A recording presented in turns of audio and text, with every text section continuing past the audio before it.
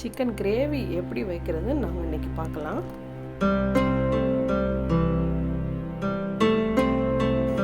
கடாயில் எண்ணெய் ஊற்றிக்கோங்க.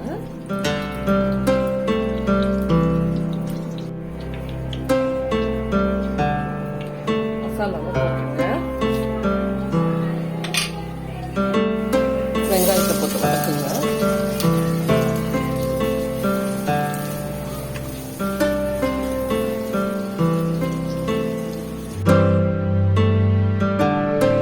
தக்காளி சேர்த்து வதக்கிடுங்க.